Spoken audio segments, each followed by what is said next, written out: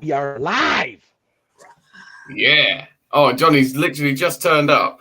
Oh, yeah. Awesome. The timing is perfect. What's up, Johnny? Yo. All right. All right, John.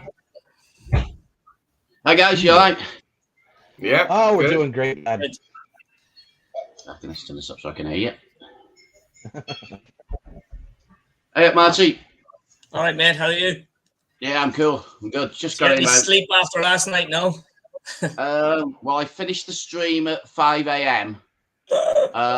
Went to bed and then kind of slept through till about 11:30. So I had a few hours kept. Fuck me.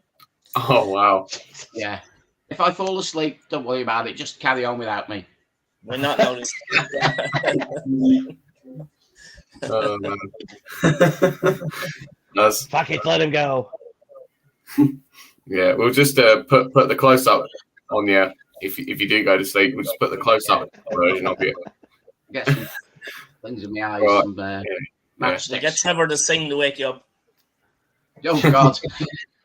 Now, that would wake me up. Fair play. Oh, yeah. I have nightmares afterwards. Oh, yeah.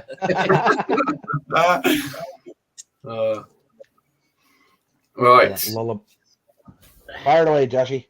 Okay, yeah. So here we go. Welcome, everyone. This is episode 2 of our stream podcast series. Yeah, we decided to do another one and carry this on after the success of the first one. So, yeah, hopefully you enjoy this one. I'm joined by these three. Not Cody this time. I think he's been busy with a lot of stuff, so unfortunately he couldn't join us this time. But I'm sure us four will put on a good show tonight. So yeah, of course, if you missed the start of this, you can go back and watch it after the fact. And also, one more thing I want to just say before we get into the actual stream is that Johnny put out his video last week saying about his cancer all clear. So I just want to say well done, Johnny, for beating that Well done, man. mate. You Awesome. guys, Man. Well done. appreciate it. Lovely news. The best ever. Yeah, that was awesome. Thank you, mate. Okay, so yeah, let's get into the first thing, which is the singles chat, and that is something that we're going to do every time. So we've all picked a single. So I don't know how you want to work this. Whether we want to go from like who's ever picked first. Should we start with Trevor's pick first and go like that way? Trevor, Marty, Johnny, myself. Yeah, cool. Doesn't really matter. Simon. Yeah, that's cool. Simon? Hey, Simon. Thanks for watching last night, mate. Awesome. I watched Okay. today. Yes, Marty. Josh, what? Because like I was saying to Josh like 10 minutes ago, I'm fucking unprepared because it's been a wacky day. I picked a new Enforce single. Josh, what the hell is the title again? Fuck, I'm stupid. War Remains. War Remains. Yes. That's it. I thought it was Remains, but I couldn't remember what the hell the first word was. So, this whole record absolutely fucking rips. Came out on last Friday, I think. And probably the best way to describe it from my side of things, it sounds extremely. Hello, Mike. It sounds like Power Trip. It's like Power Trip fucking worship. At least that's what I hear. Andy, hello, sir. How are you? The thing about it's very much a crossover record. It's got its chunky parts. It's got its thrashy bits, and the vocals. It's almost like I'm listening to Riley Gale sing this thing. Yeah. It sounds fucking phenomenal. I loved every second of this track. I must have listened to it about 4 or 5 times. But I can't remember the fucking name of the single because I'm dumb like that. Ask Mark G, he'll tell you. Jesus. Yeah. So that's that. Marty, your turn. I thought it was the best single out of everybody's. Kilgrid, the last album, was, I think it was my second favorite album of 2021 or something on my list. Can't remember, but it's fucking immense. I ordered the album straight away as soon as I heard the single. I think it's coming Monday. It's fucking fantastic. It's a bit shorter than the last one, but it's just fucking just energy, isn't it? It's just fucking just kicks ass. It is. It's brilliant. Absolutely love it. Can't wait to get the vinyl now on Monday. It's fucking killer. So yeah, they're a savage band. Still haven't got their debut, but I absolutely loved them. They're a brilliant band. But cool, great song, really good song. Okay. For me, I loved it. It's great. I forgot they had a new album out. So I haven't bought it. So this is the first time I've heard this song. I've listened to it a couple of times. Thanks, mate. I was still going then. Just finishing. Yeah, no, I like this song. It's really good. I picked up the first two albums, and we were lucky enough, me and a few of the guys, to see them live last year. They came across the UK. I saw them with Pest Control supported them, and it was a hell of a show. It was really good. Mark G was there, and Beardy the Ed Viking was there, and Mr. Beast and Mrs. Beast. In fact, it was really good. We had an excellent time. And they put on one hell of a show. Awesome band, as you say. Crossover thrash, nice and meaty, fast. Starts off nice and chunky and slow, and then lamps it up a bit. Good chorus. I said I haven't bought the album, but I will be buying it. Excellent stuff. Spot on, mate. Good choice, Trev. Cool. Yeah. Roger. Roger. Awesome. Okay, so yeah, for me, Enforced have been a band that I wanted to listen to for quite a while.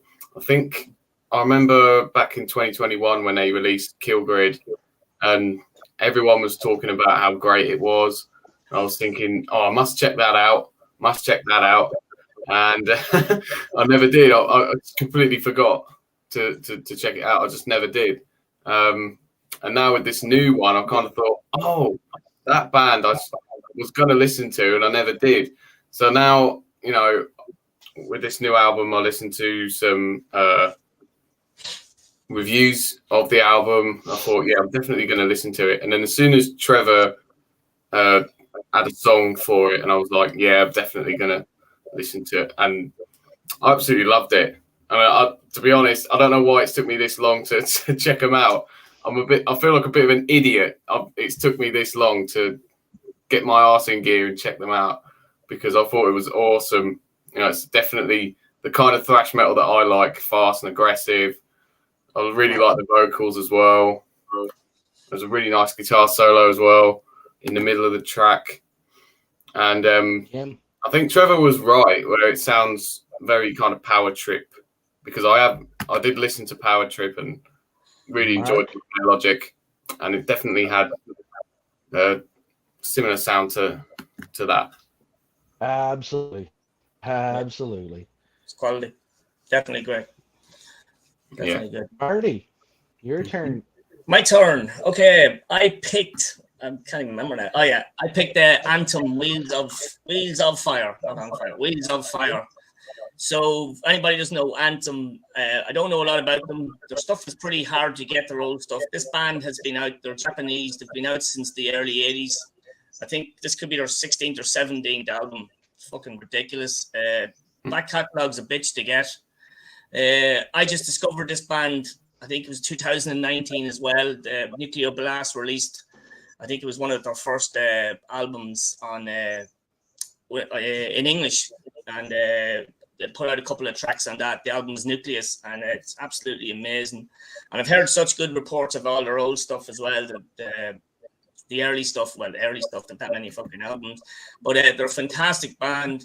Just pure, straight up heavy metal, very much in the vein of loudness and that sort of thing. So so the last album, the Nucleus album, was actually kind of a best of stuff from their older albums with English vocals. Check it out if you haven't heard it. It's fucking excellent. So the track I picked was called Wheels of Fire from the new album, and we got to show something. So this is Crimson and Jet Black. This is the new Anthem album, and it's one of the singles, the second song on the album, second single of the album. They released Snake Eyes as well. But quality heavy metal, catchy as hell, brilliant guitar player. I'm not even going to try to pronounce his name because we'll end up getting taken off YouTube. And vocalist is brilliant. We've got really catchy choruses. I just think it's a bloody excellent single and an excellent album. It's definitely worth checking out if you haven't heard it. I know a lot of people have listened to Anthem because anytime I put it up, I get great comments and shit about it. So, great. I don't know what you talk, but I love it. Excellent stuff. Yeah. You want me to go first? We working? Yeah. Okay. I liked it. Put down nice, fast, traditional heavy metal, decent riffs. As you obviously say, you can tell the Japanese band, but I picked up they were actually singing in English on this one, which was quite cool. And it's got the melodic guitar riffs and that sort of stuff in it, and the chorus is a very melodic and sing-alongy, just classic heavy metal. What's not to like about it? I've noticed you've been showing quite a few of them on social media, haven't you, mate? You've been playing a few recently, I presume. Yeah. Currently. Yeah, they're very hard to get. They're hard to get the other stuff, but I have a copy of Nucleus John there CD sealed still. I'll send it over to you so you can check that one out. Oh, brilliant! Yeah, cool, nice one. Yeah. Cheers, buddy. Yeah, no, it's really good. Rest you can fuck off. Get you. Cheers, buddy. Yeah, no, I liked it. It was really good. Good. Do Josh? Boys gonna hate it now. Well, I've never heard of the band. Obviously, I've never heard of them or listened to them or whatever. But when I first heard it, the intro riff I thought was actually pretty cool. It sounded a bit different. The guitar tone I thought was a little bit different, to a lot of metal style guitar tones. Although for me, I wasn't a massive fan of the vocals, but maybe that was because I'd never heard them before and I didn't know what the vocals were going to sound like.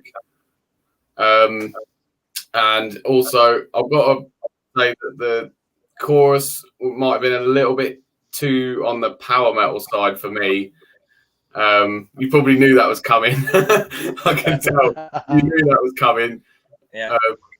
But guitar solo was absolutely fantastic. Top marks for me for the guitar solo and the guitar playing. I loved the fact that it went a little bit neoclassical in there, a bit sort of Malmsteen-esque, which I really like Malmsteen anyway. So I thought overall, and even like some of the riffs, there was some like thrashy riffs in there at times. Like the little bit before the guitar solo, felt like there was like a little thrashy style riff in there, and I thought that's pretty cool. And I definitely like on the second listen, I think I did like it a bit more than I did on the first listen. So not exactly a complete thumbs down. I thought it was pretty good. So good. Yeah. Check out the previous stuff as well. It's really good. The Nucleus album, brilliant. Great band. When I first listened to it, I was like, okay, it's definitely traditional, very, very heavy metal, your classic sort of thing. Guitar-wise, it sounded absolutely fine. Tone was good. The rhythm section was tighter than fucking shit. Like, I mean, right there, ready to go. I didn't even know they were Japanese. Like, what? Like, you could have. But now that you guys say that, I'm like, okay. They just noticed he's out of shape. He has ungoated himself. Yeah, no, like I think this track was awesome. Fuck. That's no the rest of the night now. Pretty much. Like Josh, like I mean, I know it sounds like you said it sounds power metal. Honestly, where the fuck do you think power metal came from? Traditional heavy metal. That's my personal opinion. Priest, Maiden, they all that stuff. They just sped it up. But yeah, that's a great track, man. Great job. Cool. Okay. Who's next? Johnny. Yeah, Johnny next. Yeah. Okay. Right. So we have got Tribulation. Now this is their latest EP. I believe came out start of April. Mm-hmm. Just got some nice setup there. As you can see, very gothic looking. Oh yes. Essentially, Tribulation. They started off more of as a black metal band, and then kind of like a lot of the sort of death doom bands and some of the black metal bands, they went a bit gothic. And I'm a fan of the gothic stuff, so it's almost like gothic doomy. I was going to pick the main single, Hamatia, but that came out. They actually released that earlier last year, so I thought it'd be cheating having a song that came out last year, even though this album's only come out this year. But the Axis, whatever the hell it's called, Axis Monday, yeah, that actually came out. I think last month. Earlier this year, so yeah, it's a cracking. I think out of the 4 tracks, I was very tempted to go. They do a cover of Bluish the Cult's Vengeance the Pact on here, and the video that came out like last week before. But that's very doomy, so I knew Josh would fucking hate it. So I'd go for Axis Monday. There's a little bit more. It's a little bit faster, and there's a little bit more to it, a little bit more guitar-y in that. But I love this band. They've got a new album coming out. The last album, something like some gloom comes to a shout or something like that. I can't remember what it's called. I've done less prep than Trevor has, so as I know, I just happen to have this to hand. But yeah, I like this song. All 4 songs are great on it, so this is the one that I just decided to put on there. So I don't know what you guys thought of it.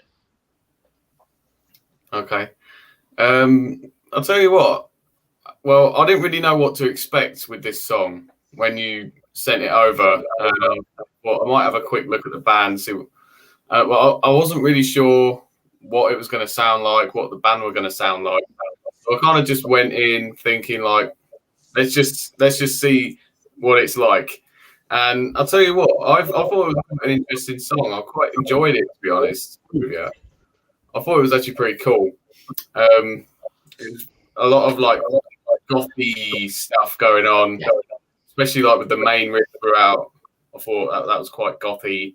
And then it had like these blackened style vocals over it, which I thought that's quite interesting. I wasn't expecting it at all. You know what? I thought it was actually pretty good. And then there was a nice little guitar solo in the middle of the song as well. But yeah, overall, I actually quite enjoyed it. I thought it was a pretty good song. So I'll take that. Yeah, I liked it.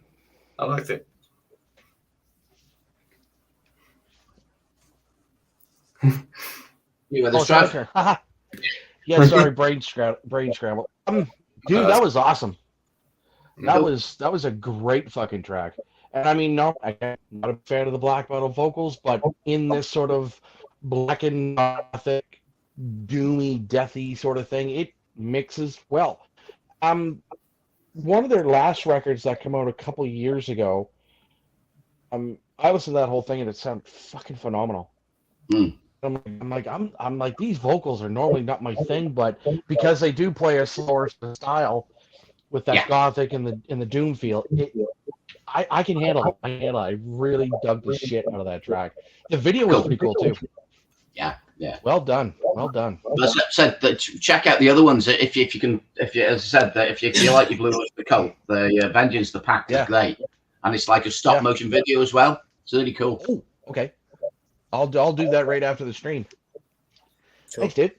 Cool. Yeah, I have never heard Tribulation before. That was my first time ever hearing Tribulation. Now, I've been listening to metal fucking 40 years, but it was a name that I've seen around, but I've always dodged it. I always thought it was something to do with metalcore or something shit like that, and I wasn't thinking of Trivium. I thought it was something. Sorry, but that's what I thought it was. I thought it was something like that. I've seen the name so much, and I just thought it was something like that. So totally surprised, totally blown away. I was listening to it, and I was saying, I can't even put a fucking title on this type of music because it has the blackened vocals. I love the whole gothic element to it. I love the look of them. They just look like my kind of band these days, like, you know, and really surprised. It was just so catchy, and I haven't listened to anything else. I have put that EP in my basket. I'm going to buy it definitely, and the new album coming out as well. But yeah, a big surprise for me. I thought there was something completely different. You know, when you see names floating around for years and you just don't bother because there's so many other fucking things you're listening to, and that was one of them. I thought it was some kind of modern metalcore band or something. Sorry, Josh. They're one of the bands I'd heard a lot of people going on, especially because as I was getting into the black metal thing, a lot of people saying obviously they started off a lot heavier, and then the music changed, but the vocals stayed the same. It's obviously same vocalist. Yeah. So, and a lot of the black metal fans went, oh, yeah, we don't like the new direction. It's like that's why I likened it to the Death Doom stuff. You know, your Paradise Lost and your My Dying Brides, who obviously went from the proper Death Doomy, chunky, heavy stuff, and then just kind of went more gothic-y and that sort of thing. Yeah. I just thought it was the same kind of thing. So, because I like the gothic stuff, I like the the modern day Paradise Lost and My Dying Bride and all that sort of stuff. So yeah. I said this. I got really good, John. £6. Yeah, seen that. Yeah, it's really cheap. Even the vinyl is cheap. But yeah, definitely picking it up. It's really good. Surprised. Cool. Josh's turn. It's my turn next. Yeah, I dare see the whole topic of conversation. Yeah. Okay. So yeah, my pick. I gotta be honest. I was struggling to come up with an idea for a single because I haven't really been listening to too much new stuff. I really wasn't sure what to do. I was looking around because I noticed that Mark from Wandering Souls, he does a lot of reaction videos. I was looking through some of some of the singles that he listened to. I saw Devil Driver and I listened to that one. I thought that was pretty cool. And then there was Immortal as well, and I listened to that and I thought, oh, that's actually not that bad. But then in the end, I thought, I'm going to go with a new single that only come out a couple of weeks ago, and they're mates of mine as well. So I don't want that to be like I'm being biased for them, but I just want to give them a bit of more support because they're my mates, And their instrumental metal project called Meliorism, and I just think the song's really good. Take my bias away from because they're my mates. I just think it's a really awesome song, and it's something that I'd listen to anyway. If I didn't know them. It's just, it's got a lot of different elements in there. It's like instrumental progressive metal. It's got some like black metal style riffing in there. It's got some like Marty Friedman's soloing in there as well. And I just thought it was a really well put together song. And I thought it'd be really cool if you guys give it a listen and give your thoughts on it as well. Mm-hmm. So, yeah. Our Billy Red Vikings arrived. Simon, sir. I hope the back is doing good, sir. Yeah, I give it a listen, and to be honest, it's actually not a bad tune.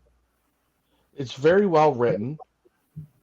Drum wise, it sounds pretty solid. You're right; it does have that sort of progressive kind of feel to it. The first lead that's on it actually sounds really fucking good. There's a lot of that tremolo picking style in it. There's a lot of that Marty Friedman, like you said. Yeah, I enjoyed it. Cool. Yeah, I listened to it a couple of times there, and I really like it. Yeah, there's a nice guitar tone in it. There's a nice kind of a bit of a riff or something in the middle of, or through it out, where he pulls this kind of cool riff. And I watched the playthrough of him watching it playing it as well, and really, really good. Like, it's technical and it's cool, and yeah, I really liked it. Like, I'm not a guitar player, so I can't fucking comment on any twiddly bits or anything like that. But it's actually pretty cool. It's catchy as well. Like, I'd like to hear more of it. So I'm assuming it's on Bandcamp, Josh, is it, to get? I'm not sure if it's on Bandcamp. I know it's definitely on like Spotify and that, but I'm not sure if they do have a Bandcamp page yet. I think they've only put out 2 singles, so it's still a pretty early project, you know. But I would have thought like once they've got enough singles, they might put it out as an EP. Perhaps I'm not 100% sure, but Very good though. I think they will. Very good. Yeah, Johnny. Yeah, excellent. As you say, musicianship's very good. Nice, slow sort of acoustic, almost semi-acoustic intro. Yeah, it's a great like thrashy song. As you say, it sounds very impressive. Obviously, for me, I could have done with some singing on the fucker, but you know what can I say? As you say, it's an instrumental, so I can't fault what it is. It's just as I said, as instrumentals go, it was excellent. You know, no problem. Yeah, enjoyable. Yeah. Awesome. It sounds perfect for vocals, like OPEC kind of vocals or something like that. Yep. Yeah. It's got that kind of vibe to it. Yeah. That's cool. Yeah. I know that he wanted that to be like an instrumental project on its own, but I know that he does do vocals because he has got a YouTube channel where he has done like vocal and guitar covers as well. So, you know, and hopefully in the future we might actually do a project ourselves, like me and the main guy behind that project. We might do a project at some point in the future. Nice. So that'd be cool. Yeah, So that that's it for that. Any recent pickups from anyone? What have you been spinning recently? Yep. Has anyone got anything? Yeah. I mean, go ahead, Josh, if you want to go first. Yeah. All right. I'll go first. I haven't really got too much to talk about really because mainly I've been getting through the massive pile of VCLTs that I've been given over the last couple of months.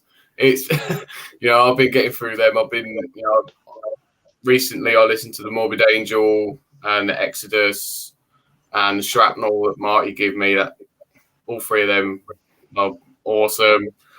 What else did I listen to? I've just been listening to bits and bobs, like songs here and there, like albums that I've not heard for a while. I'm trying to think. What else? Oh yeah, I picked up a couple of newer albums which I'll do in a update. But I've been listening to some of them, like the first Sepultura album, which I'd never listened to before, and I listened to that. Was it last night? Yeah, it was. I thought that was really good. What else did I pick up? Oh my god, mine's gone blank of what I picked up because it was my birthday, so I've got a couple of albums. What was it? Oh, Slayer Divine Intervention as well. Thought that was great. Thought that was a great album. And the Beyond Magnetic EP by Metallica as well, because it was only cheap, and that was really good. I thought them songs were better than the new one. Yeah.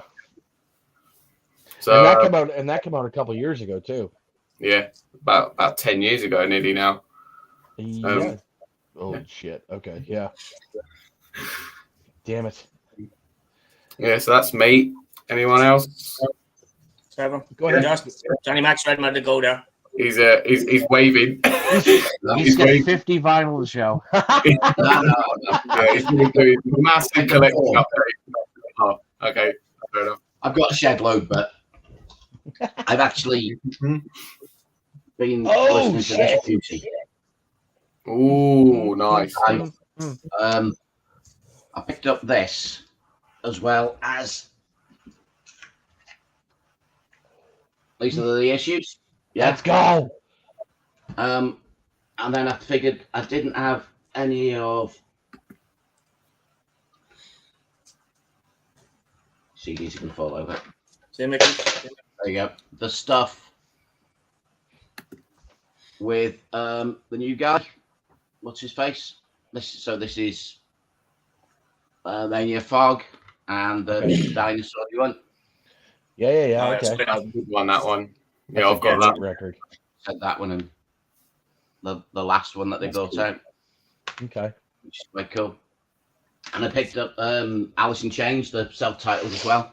Mm-hmm. So I just didn't have any of them on any physical formats. Oh, apart from Dirt, I had a CD copy of Dirt, which I've had for years. So I just decided to pick up some vinyl. So that was awesome. And I've got 3 things that turned up recently that I hadn't actually listened to yet. We've got the live Cradle of Filth album, the Ooh, new nice. one, double album, which came out a couple of weeks ago, I think. When we did the last one with Cody, he picked the Lamp of Murmur single. Yes. My copy of the Lamp of Murmur album finally turned up recently. Wonderful. Not had a chance to give it a blast yet, but sorry about the glare. I can't be asked taking them out of the thing. But yeah, so the new Lamp of Murmur, and also a weird random one, which I picked up after watching The View on Banger TV, and it just sounded weird enough to be something I might dig. I'm going to take this one out because it's weird. Death The Folk album's Country. called- Yeah. Dorothea, what's her surname? Something like Cottrell, I think. Yeah, Dorothea Cottrell. Death Folk Country. It's on bloody Relapse Records, so. Okay. Like a nice weird splattery thing. I can't remember. I haven't actually listened to it, but apparently it sounds like the title. Cross between death metal, folk, and country music. So I'll obviously listen to it. It'll be on an update, but it sounded weird enough for me, something that I'd like, and no other bugger would. So start mentioning it. I've been listening to tons and tons of other stuff, which I'll tell you what I'll show, which I picked up from last year. Pick this up. Yeah, very from nice. last year or the year before. That vinyl copy, I got it in HMV for $15.99. Jeez, that's not bad. That's pretty good. Awesome. Yeah, Nice. that vinyl one. The last one was in the shop. I had to go. I went downstairs looking at all the metal section, and I'd seen it upstairs. And I went, "Oh, I was buying the Tribulation and a couple of other bits and bobs." And I said, "Oh, have you got a copy of the Skid Row?" And he went, "No, it's the only one we got in the shop upstairs." So I had to walk back upstairs to get it. You know, imagine that. Bastard. $15. How dare you? Fucking hell. How dare Old you? man can't be doing that shit. So yeah, it's actually a really good album. Quite impressed with it. Yeah, he said if you want it, you got to go up the stairs. He was too lazy. It's HMV staff. What can you say? But no, that's a really good album. Useless. I've listened to a shed load of other stuff as well, but I'll let you guys talk, otherwise I'll be here all night. And I had a fucking late one last night, so. Nancy, I'm sure you picked up a couple of little things. Yeah. Fuck off. Picked up a new razor. Yeah, no, I've picked up a good lot of stuff, but I'm not showing it because I want it for my videos. No, I mean, seriously though. Yeah, I picked up a good bit of stuff. Picked up a lot of stuff from Heavy Psych Sounds, a lot of Doom stuff. You've probably seen some in my last video, Lord Vicar and Hippie Death Cult, that sort of thing. But I picked up a few. I got about 2 or 3 weeks ago. The latest from Wayfarer. Oh, Romance. when you got on CD, Romance with Violence. Sorry. I couldn't afford the vinyl of that, Marty. I'd already sold both of my kidneys, so I couldn't afford to buy that as well. Shit, I could have lent you one of my kids. So yeah, brilliant album. This is my second purchase from them. I bought the last one. What's it called? Something gods, is it? Can't remember. John, you know. The one with the Indian or the horse. It's the one with the Indian on the cover. I can't remember the name. Yeah, so I bought that. The violence one. I can't remember what the other one's called. Yeah, I got that one on vinyl. I picked up on CD. I picked up the first 2 Arch Enemy reissues. What's this label? Century Media's reissuing all the back catalogue of Arch Enemy. So this is the first 2 after debut album there, Black Earth, with the old singer female with a male singer. So Nathan's probably shitting if he's there. And I picked up Stigmata as well. That's out the second album. It's on a silver vinyl as well. So that's their second album. It's a lot heavier and it's still melodic, but it's a lot heavier than the Arch Enemy current day stuff, especially with the vocals. A lot more Swedish death metal to it. And pretty good. I don't know if the guy was on any more albums after these two. It might have been Angela Gosso after this, but I'm definitely going to pick them all up. They're very cheap at the moment. They're under €20, so that's probably well down in the sterling as well. So, really good. Picked up those two. Yeah, as I say, I picked up a lot of stuff, but it's not beside me, so I'm not going to get it. I picked up another Elixir album as well. Remember Andy's Spotlight video during the week? The Elixir, the UK traditional heavy metal band. So I picked up another one of their albums as well. Pretty cheap. Right. So yeah, that's all I'm going to show you for now. Cool. So, I've only got two to show you, but just as sort of when we're talking about them singles real quick, Josh, you're lucky because I was this close to picking the new Bell Witch single. 85 minutes long. so yeah. Yeah. 85 minutes, just think about it. Okay. It's nearly as long as Johnny's stream last night. Yeah, nearly. Pretty much. Pretty much the only pickups I really have is the ones that I got on Record Store Day. So if you already saw my video, then great. Some people in the chat or whatever, they may not have seen it.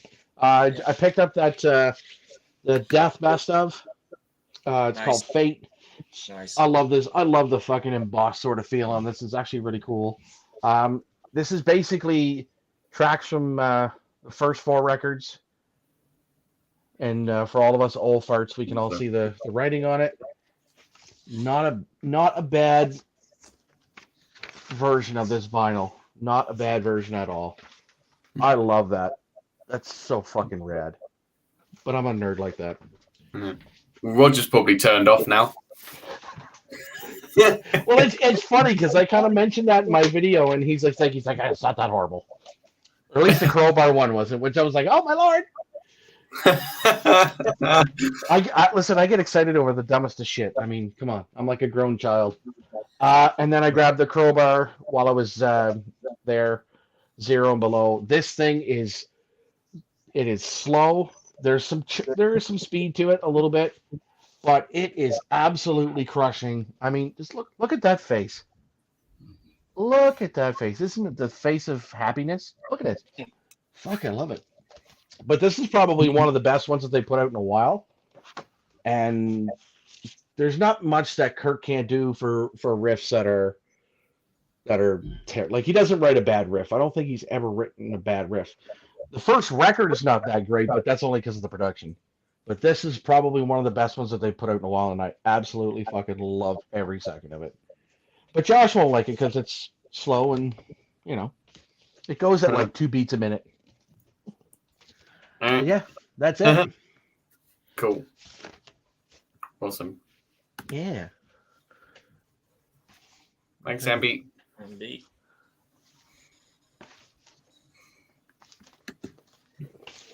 All right, Joshy, where are we going to now there, kid? Okay, so now next thing we're going to be talking about is bands that have changed major members. Say like a vocalist or maybe main songwriter or main instigator of the band. And I mean, depending on how many people have got, I mean, I've got quite a few, but I'm just kind of compensating just in case anyone doesn't say. It's just in case someone says one of the obvious ones, and I've got a not as obvious one lined up just in case. Mm-hmm. So I'm not sure how many people are going to talk about. And, that's the one about, isn't it? Yeah, that's the one. Yeah, brilliant album. It's called World's Blood. Yeah, World's Blood. Mm. Cool. So I'm looking for something else. Yeah, that's true. Not a Not a fucking not. Yeah, because I was going to say, I mean, Shane Ember, he's probably the longest one that's been out of the whole lot, but he wasn't even an OG member either. Go ahead, Josh. Tell us who have you picked?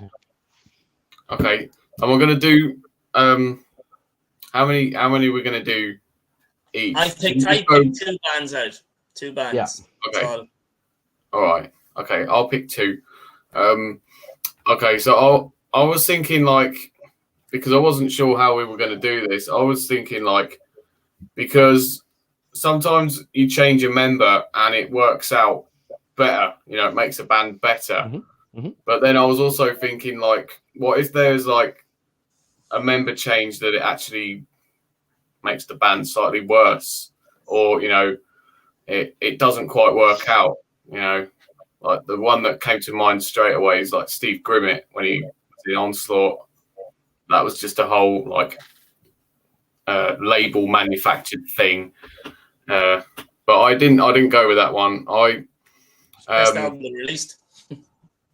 Yeah, although I know a lot of people were not into that album. I like that album, but I know a lot of people didn't like it, and even the band hate that album because of like how things went with it. Yeah. But let's see. Diano, Bruce Dickinson, yeah. I don't like Lucy's voice, so for me, Maiden went downhill. But obviously, they got more popular because his voice is more of a metal voice, and Diano's is a punky voice. So, but I've always liked punk stuff. So for me, more Diano with Iron Maiden. The first 2 Iron Maiden albums are 10 out of 10 for me, and then I kind of went off. They all for me, they all sounded the same. I thought Number of the Beast was okay, and then the next one came out, and I thought, oh, it sounds a bit like Number of the Beast to me, and I just wasn't into it, and I've not been ever since. So I know it's not a popular option, but what can I say? Yeah. That was fair enough. That's a good one, yeah. Mm-hmm. That's fair. All right. Okay. So I'm gonna go with my first one. This is the first one that I thought of, like out of any of the things. So Killswitch Engage, when they lost Jesse Leach when he quit the band in 2003, and then they got Howard Jones. Basically, around that time, I wouldn't necessarily say Jesse's vocals were brilliant. I mean, they were kind of more on the hardcorey, screamy kind of. He didn't really find his really good singing voice like he has later. But so around that time, they just put out their second album, and it did fairly well. But then I think Jesse Leach had a lot of like mental health problems, and he just quit the band because he just thought he couldn't do it anymore. And then they bring in Howard Jones, who was pretty unknown at the time, but he's just got this great voice. And I personally think that he propelled the band to another level around that time, because the next album they put out was The End of Heartache, and that album really cemented them as a massive band around that time, and also the album after that as well. And I don't think they would have been as successful if Jesse Leach had been there, because his vocal style was a bit different to Howard's. You know, Howard Jones has got such a great voice and great range that it definitely worked out for the better for the band, because they became a massive band. And then, of course, Howard Jones left, and then they got Jesse Leach back in about 2012-ish. Yeah. So that would definitely be one that I think like was a major member change, because of like the vocal styles were so different, and I think that's what propelled the band around that time. Basically, it definitely worked out for the better for them. So yeah, that's my first one. Let's see what people are saying. The John Bush era Anthrax. Yeah. There's only one record that I like, and that's the "We Come for You All." Other than that, I mean, John's not a bad vocalist, but it's here or there. Fair enough. Kim prefers Howard Jones. Storm Live with Jesse. Yeah, that's fair enough. Yeah, I think like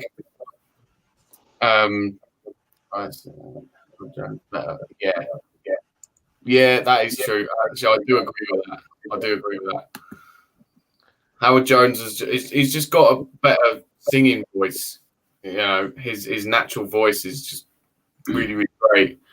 And also he can do the growly scream as well. And I think that's basically it with Killswitch Engage. Like, if they had kept Jesse Leach, they probably wouldn't have been as big as they were in the 2000s. I think it's that vocal change that basically just made them up to that next level, really. Mm-hmm. So yeah, that's my first one. Next one, I want to go for Josh, mate. Sorry, would it be easy if we just did one each and went round? Yeah. All right. Okay, that's probably better for me, to be honest. But I wondered if you wanted to just do one each and then see how many. Yeah. Okay. Yeah. All right. That's cool. So, who wants to go next?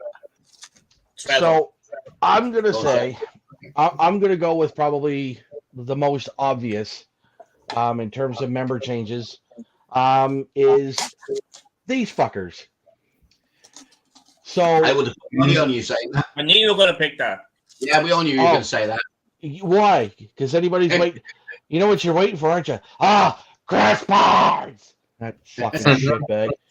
I mean, yeah. Nice and really, I, to be honest, it not even, to do with that sort of thought process. When Jesus, Howard Jones, you keep up there. Yeah, it's when you literally have Chris Barnes on Eaten Back to Life, Butchered at Birth, which still sucks production-wise, but great songwriting. And then you have Tomb of the Mutilated, and then you have Dan Shush. Fuck Barnes, he's a dick. He's not wrong. Musically, it's fantastic. And of course, then you have The Bleeding, which is probably one of their best records, even though I gave it such a shit fucking review when I did my ranking. Moving forward, this guy, as we all know, George Corpse Grinder Fisher, he can out headbang anybody. You can actually hear what he's fucking saying, and he can sing about 1,000 miles an hour. Because if everybody, yes, Chris's early stuff was great, but he hasn't been able to maintain that fucking, solid vocal style that he used to. But again, you literally have the face of the band, and by far the main guy who started, I guess it depends on who you talk to, Death Growls. And he did it really well on those early records. Like, he was a big fucking scary monster. But then when they made that change, like even the label was like, what the fuck are you guys doing? Like, how in the hell? Jesus, okay. Hey, fair. When they got George, it was like, like the label was like, yeah, you guys probably just signed your death warrant. And the first few records were kind of hard. Once they brought Rob Barrett back into the band for, and I think it was in the early 2000s for Kill, that's when the band really got better. Because once you can change guitar players, sure. But I felt that Rob's guitar playing gave the band their groove and their solid foundation, and they sound better with George and Rob in the band. That's my thought process on it. Yes, the neck. Respect the neck. All right. Marty, big man. Hey.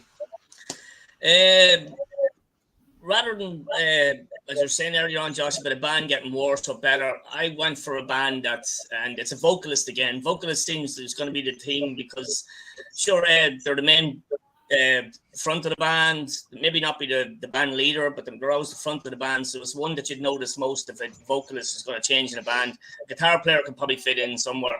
It's not going to change the style of the band. It might change certain sounds of leads and stuff like that, but it's essentially the band's going to be the same. So I went for two vocalists, but the first one I went for, the first band I went for is a band I'm massively into. It's a band that's been out nearly 40 years. They've had 6 vocalists over the 40 years. The only blip they ever had in their career, in my opinion, was 2 records. 2 fucked up records that shouldn't have never put out. And so the band I went for is Candlemass. And they've been going since 1984. Started out as Nemesis. Johan Landquist was the first vocalist on Epicus Doomicus. As you know, wasn't even meant to be in the band. He was just asked to do it as a favor. Now he's their vocalist back again. So he released that first album with them. Great vocalist. Different voice than he has now on the latest records, but brilliant. After that, Messiah came along. Messiah Markelin did 3 albums with them and took them to another level. Definitely fucking amazing stuff. He left as well, came back in 2005 for a kind of reunion album, which was outstanding as well. So it's up there with their classic stuff. So then Messiah. So I'm going to just bit of visuals. So Messiah, Nightfall, first album with Messiah, absolute fucking banger. After the 3 Messiah albums, they released Chapter 6 because it was their sixth record out. That vocalist was Thomas Vikstrom. Don't know if you know Thomas Vikstrom. Absolutely, once again, Candlemass up there with a fucking amazing vocalist. He sings with Terry on and some other stuff these days as well. This is where they fucking went to fuck. Leif Eidling decided to come up with some other stupid fucking project. It was called Abstract Algebra. So they released 2 albums. He couldn't get enough money for them. The record label said you have to call the albums Candlemass. They had one out, but then he released 2 albums. What were they called? Dactylus Glamourata, can't even pronounce it. And From the 13th Sun. So this vocalist this time was Bjorn Flodvist on these 2 albums. They're essentially they're shit, but there is some good bits on them. But it was just some kind of fucking weird shit. It didn't make any sense to me in the Candlemass. But once again, Candlemass replaced another vocal. That vocalist as well came back with fucking the brilliant Rob Lowe from Solitude Eternus. I think Rob put out 3 albums with them as well. 3 great albums. He's a great vocalist. He brought something different to the band. Still epic, still the whole lot, but he just brought a bit of different to them. And after that, Matt Levins came into the band on 2 different occasions for 2 EPs, a live one and then this one here, EP that was put out for kind of a anniversary centenary fucking kind of shit thing, whatever it's called. So he's a great vocalist too. And then of course, Johan came back and this is the latest album by him with Candlemass. So it's just to highlight the fact that they had 6 singers and they've maintained quality the whole way through, apart from the 2 blips of albums, which is great vocals, but the music is just pretty shit now. It's just all over the place. But absolutely brilliant band to do that for 40 years and put out fuck all bad releases, but have maintained brilliant quality vocals. So the fact that they lost their frontman numerous occasions, it never made a difference to the band, I don't think, in quality anyhow. So long fucking winded that was, but there you go. Happy days. First one. Can I just say back to what you? So I was lucky to see Candlemass twice. All right. I saw them back in the day with Messiah. Yeah. With his full lobe on and his big bushy hair, absolutely brilliant. And I also saw him I think it must be about 5 or 6 years ago, with some skinny guy with long curly hair. Couldn't tell you who he was. But both times they were absolutely brilliant. Really put on a good show. Candlemass a very good live, must admit. So since the chat have been waffling on about it, I actually picked that up for just as a thing, which is the John Corabi Motley Crue album. Obviously, the only one without Vince Neil in it. fucking great album. But it did change the dynamic of the band. But it wasn't just the vocals, because he played guitar as well. Mhm. So suddenly you've got two guitarists in the band, because Vince obviously isn't talented enough to play fucking guitar as well, is he? Can't even sing. But no, Nope. I actually like Vince on early Motley Crue stuff. First two albums are fucking awesome. But this album, it changed so much. But is it a Motley Crue album? I don't know. No, I don't Doesn't think sound so. like But it did change the dynamic of the whole band so much. My first choice is actually going to be inspired by my t-shirt. This is Phobos by Voivod. Obviously, they did change guitarists because they yeah. Fucking Gibson. Can't believe it. What a boy. Covers I love band, that. mate. Enchantment covers band these days. So Voivod, obviously, they had to change guitarists because of the sad passing of Piggy, which there's not a lot you can do about that. They did change bass players a couple of times. Blackie left, and we've had a couple of other guys in. But see, with this one, I think, was it Negatron as well? They had a new singer and bass player. I think did Eric Forrest play bass as well? No, I'm not sure. Could be wrong. But yeah, I when these came out, I wasn't a fan. I switched off because I was always Team Snake, which doesn't sound right, but anyway. But yeah, Snake's vocals for me always really were Voivod. Now going back to these, obviously, once I matured a bit and stopped sulking about Voivod and Snake came back, so I was allowed to go fucking watch these and buy the CDs. They're good, but the thing with Voivod is they were always experimental and different, and they've changed the sound so much anyway, so it wasn't that much of a shock. But I don't think the vocals work as well for me with Voivod. So there you go. That's right. Back to you, Josh. Cheers, buddy. Cool.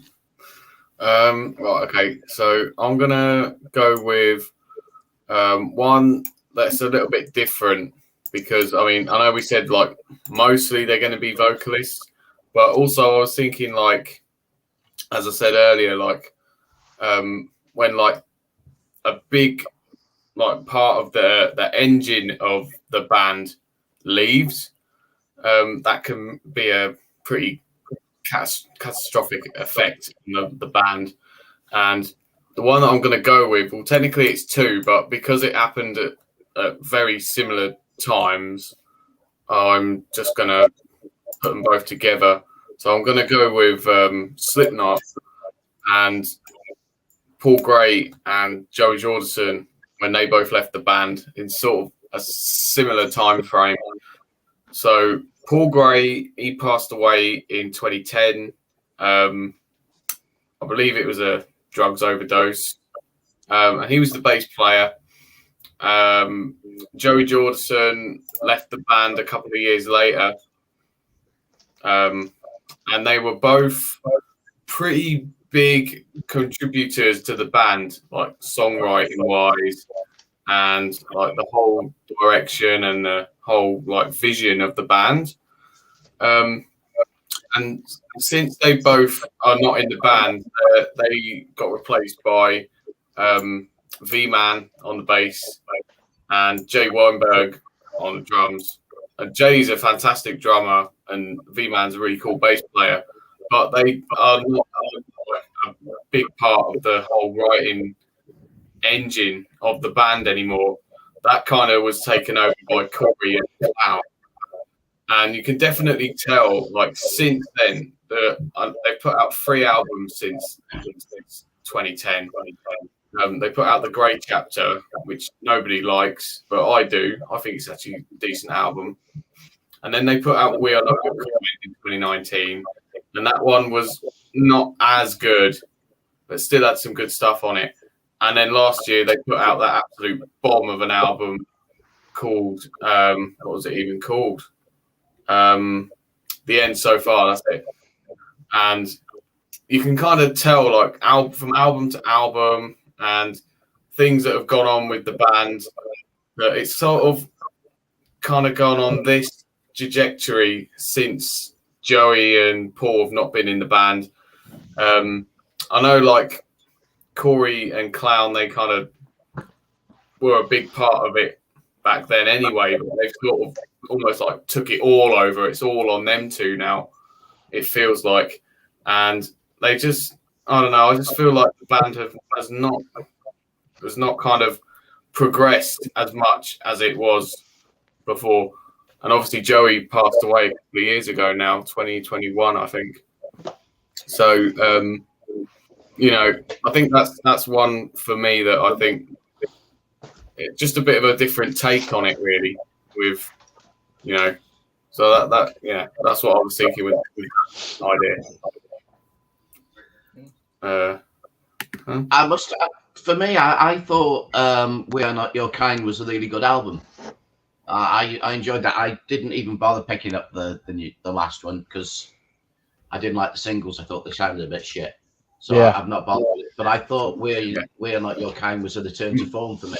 Yeah. But obviously just a tempting one. I thought the singles were good on it. It was a solid album. Not the best, but it was a solid album. And it seemed to be, they'd settled the ship and that they looked like they were moving forward. But as you say, then they went, whoa, off a cliff. So, yeah. Yeah, I agree, because the singles were actually really good for We Are Not Your Kind, but then like listening to the album as a whole, there are a couple of like dips in the album for me. But there are some. It is a really good album, but it's just the one that they did last year is just a complete for me, to be honest. With it. No. Yeah, mate. Trev. Well, the funny thing is I've got a couple different picks here that I could easily go with. I could go with a real controversial one that everybody's going to get upset over, and then I could go with another one that's predictable.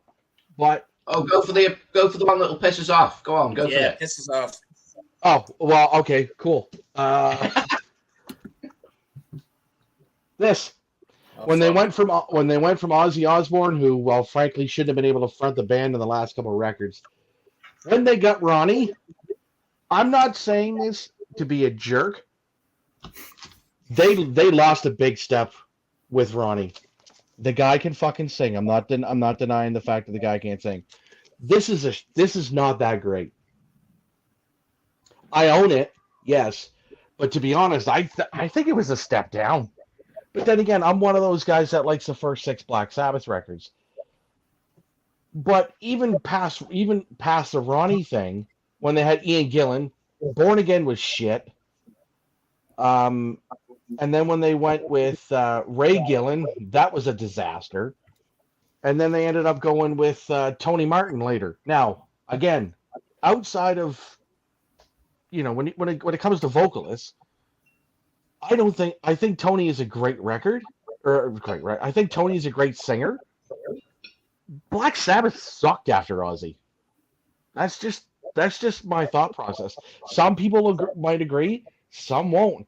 If you take this part here off, it's a different band and it's much better. That's just my honest to God's opinion. I know there's probably going to be people out there that'll be like, "What the fuck? How can you?" Honestly, I think Heaven and Hell is just not that great. I think it's a big step down. That's my thought. Can I jump in? Sure. 'Cause that's my favorite Sabbath album, and I'll tell you why. Okay. Yes, because as I was getting into metal, we're talking 1979, 80. I was obviously in the UK, and I was getting into Saxon and all that sort of stuff, the new wave of British heavy metal. Mm-hmm. Now, for me, that album is the most heavy metal thing they've done so far. Right. So at the time, that's why it's always got a place in my heart. I think it's awesome. Now, obviously, I love the I've got a box set with the first 4 Black Sabbath albums called The Hand of Doom on vinyl. It's a French one. It's fucking awesome. It's brilliant. And I've just picked up I've just picked up this. Jealous. Love that record. Well, they just dropped it down in price to like 40 quid. on Shit, that's Amazon not not bad. so long ago, so I had to have it. I've not shown it yet, so you didn't see that. But for me, they as you say, you're right. It's almost like the Motley Crue thing. Right. Now, but as I said, for me, that was heavy metal. They seemed to change their style. They reinvented themselves, and Ronnie's voice suited that album. And stuff like, Heaven, Hell, and Neon Nights and all that sort of thing. When I heard them, they were new, they were fresh. And at the time when I was a teenager and people were talking about the old dinosaur hippie bands like Led Zeppelin and Black Sabbath and Rainbow.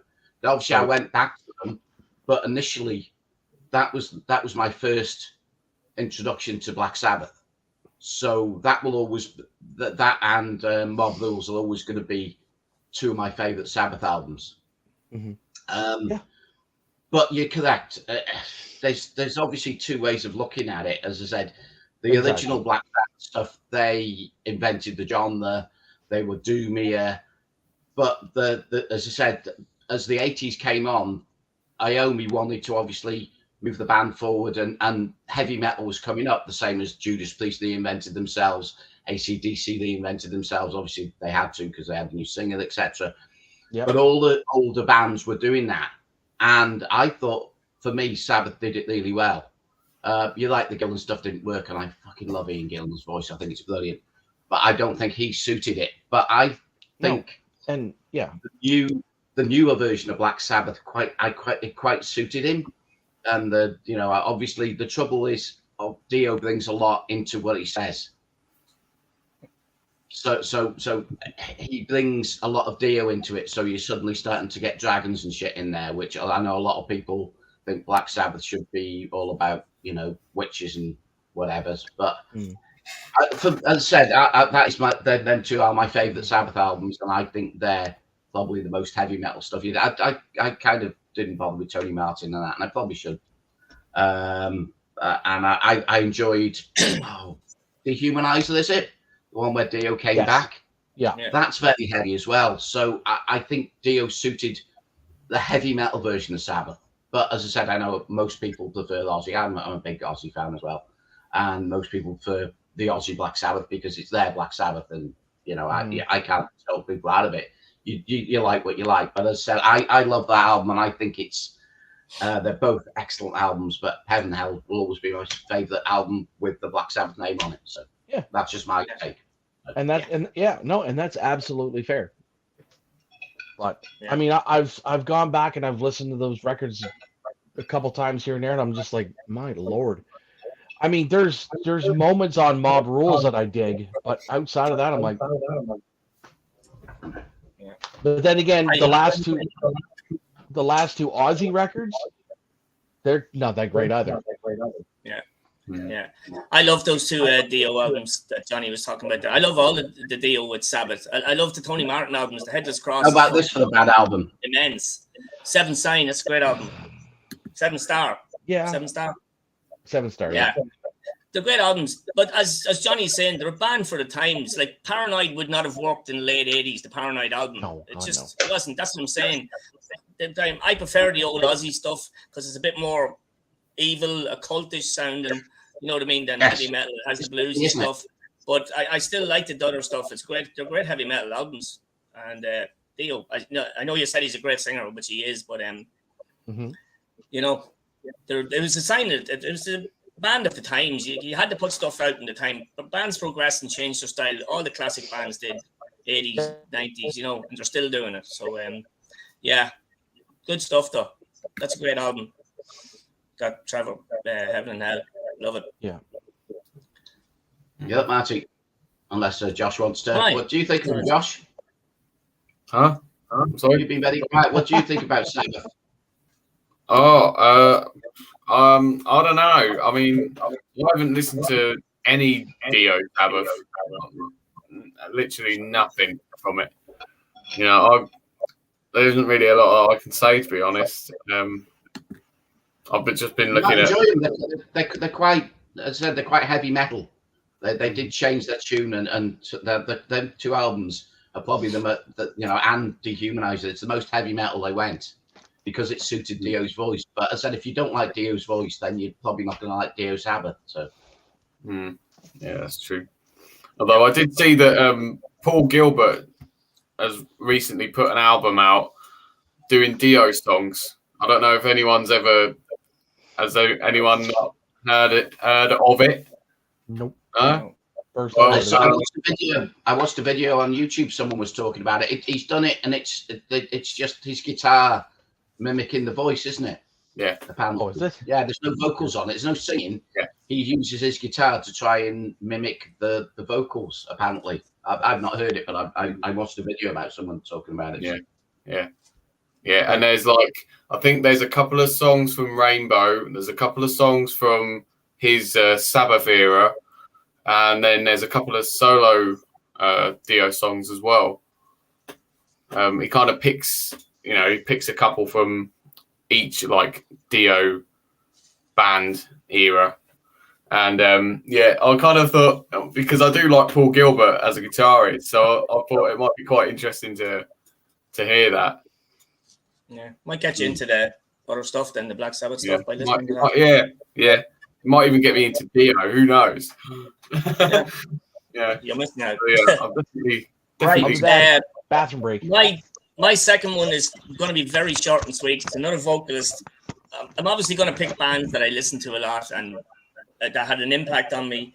So, another vocalist, another band that's been out forever.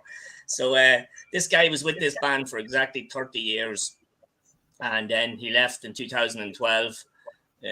Because I don't know what he's doing these days. I know he's still gigging, but he's a bit of a lunatic these days, it seems, with his nature walks and other kind of bullshit. Metal Mickey was meant to go on one, I think. So I'm talking about Jeff Tate with Queensryche. Classic progressive metal band. He's been with them since 1982 and left them in 2012. There you go, and the greatest records ever, in my opinion.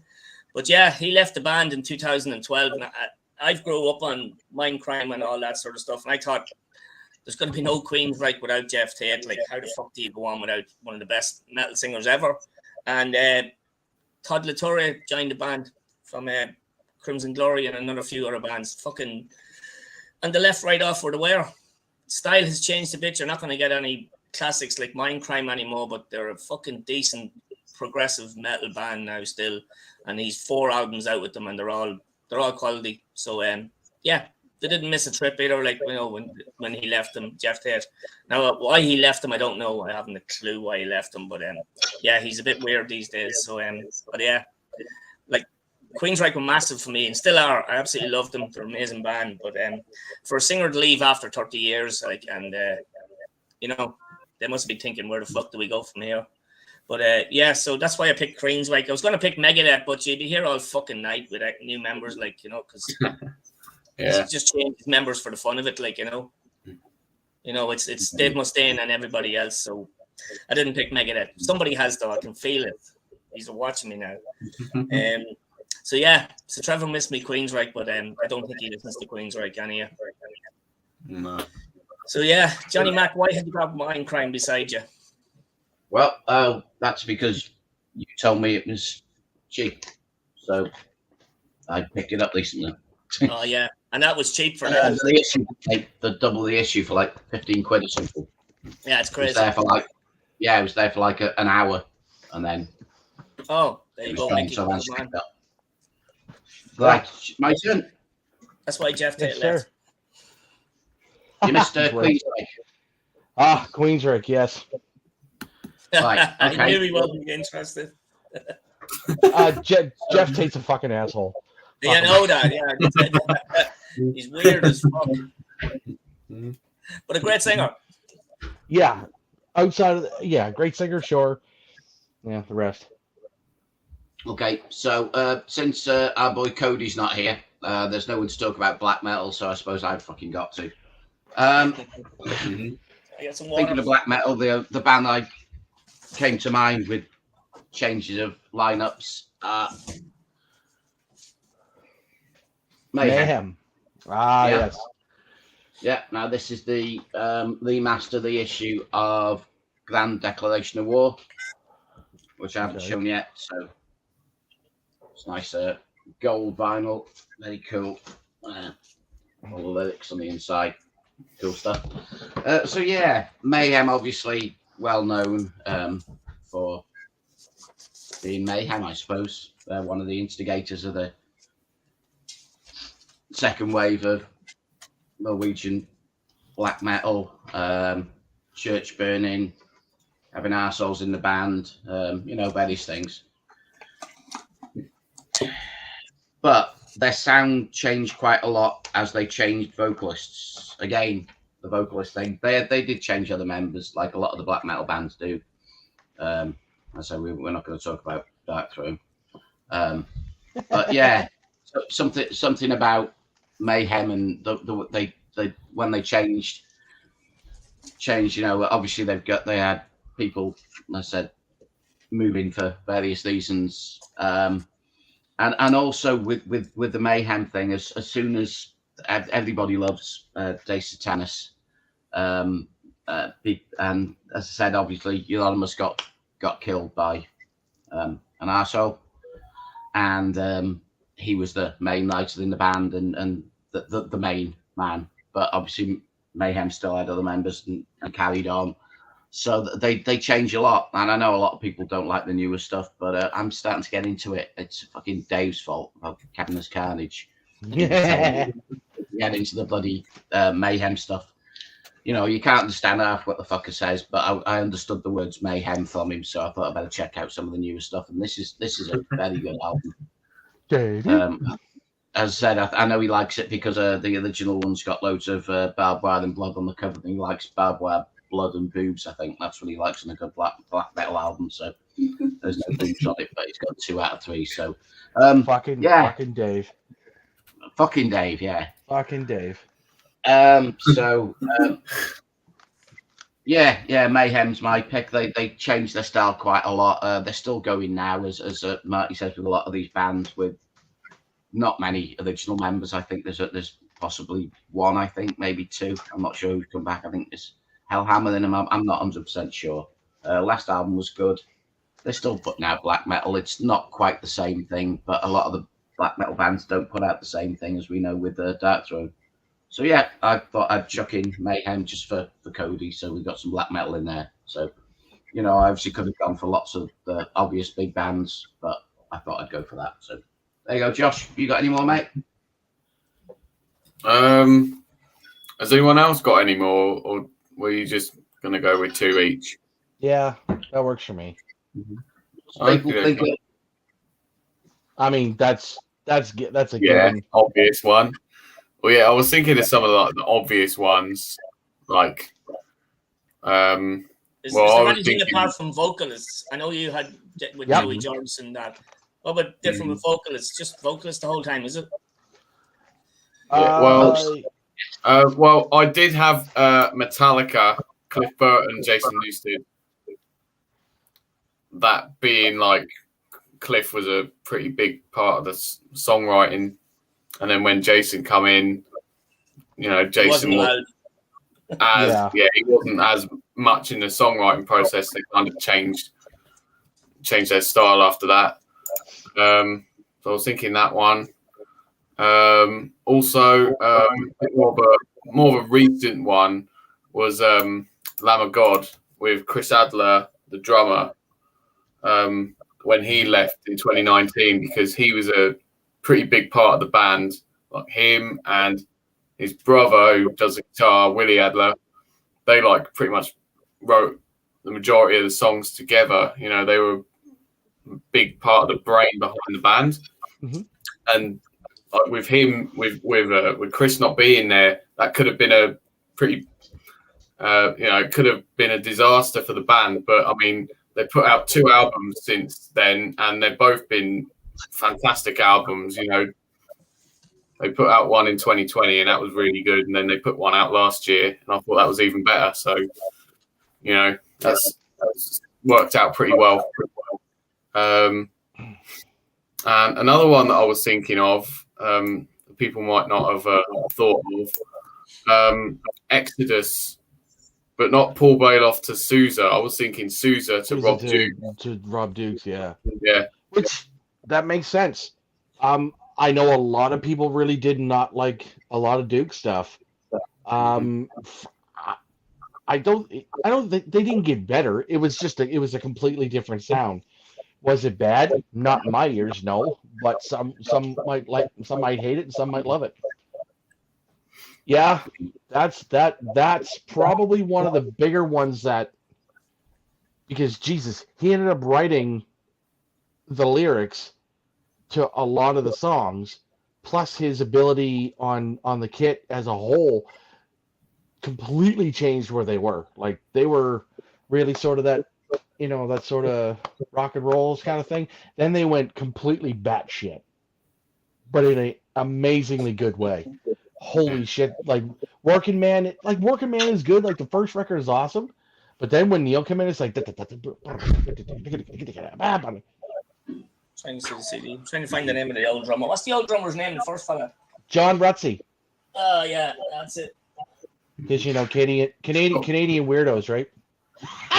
I'm just looking through all my Rush CDs there, trying to what the fuck his name was. Yeah. Yeah, we've got quite a few. There, the middle. Dan fucking nailed it. Yep, 100%. Because they had Scott Riegers, and then they went to Wino. That's, you probably can't see that because of the fucking glare. Lily F65, and then of course they had Christian, and I can't remember his last name now. Dan will probably pop up and tell me. Christian something, and he was excellent on Children of Doom. And then of course they went back to Scott Riegers, I believe, and of course they have Wino. So back and forth, and they did real well. Anthrax without Dan Spitz. That's an interesting one. It is, to be honest. Well, they're better albums. They didn't have a proper lead guitarist until they had Rob. Can't remember his last name. Caggiano. Yeah, that's it. The guy that always used to wear a beanie. Yeah, he still does. Jeez, wow. How about Slayer? Yeah, that's true. Yeah, Slayer, obviously, Hanneman without him, Gary Holt seemed to fit in quite nicely, but it's not the same. And obviously, we've got Dave Lombardo coming in and out. Yep. As I said, obviously they haven't changed vocalist at all. John Dett was great. Mm. Mike, yep. Access with Duke, yeah. Dukes. Yeah. My only other one that I had sort of picked as like a typical. Yeah. Bobby Gustafson. Yeah. Mm-hmm. Yeah, he just has a knack for writing riffs. Yeah, the only one that I was going to go with was Death. Yes, Christian Linderson. Thanks, Dan.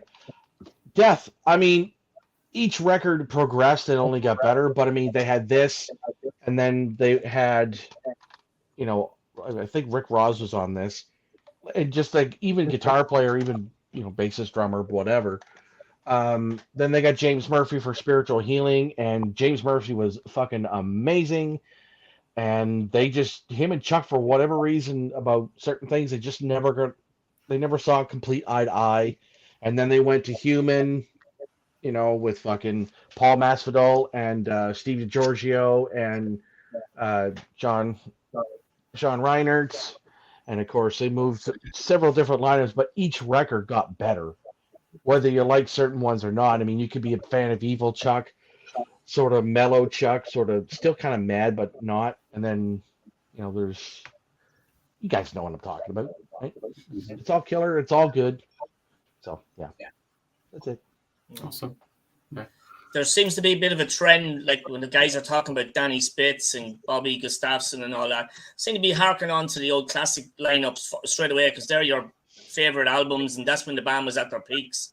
Mm-hmm. And then bands progress with new members and style changes and all that sort of stuff. Mm-hmm. But it seems to be that trend that all the styles have been changing of all these bands the whole time, that the guitar players have left or whatever. But it probably would have happened eventually if Danny Spitz had stayed with them as well. Like, you know. He did. Mm-hmm. Well, yeah, and you're right, because I mean, I don't know, like, I mean, Megadeth, for instance. Who else? Who else was another fucking big one that did that? I mean, like when you mentioned Overkill, like with Gustafson, they didn't sound bad.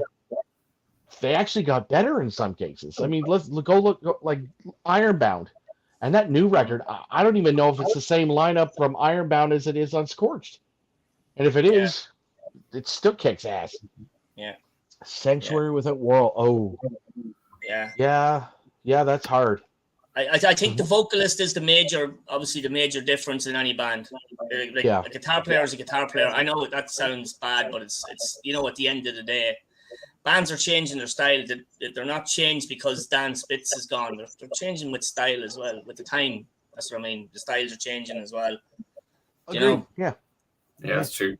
Yeah. I mean, if you went to a Slayer gig with Bostaph playing and you didn't see the band playing, you're going to sound as assumed if you play the old songs. Unless you're a fucking drummer, like you're fucking proficient on drums, you won't know the fucking difference. Do you know what I mean? Yeah.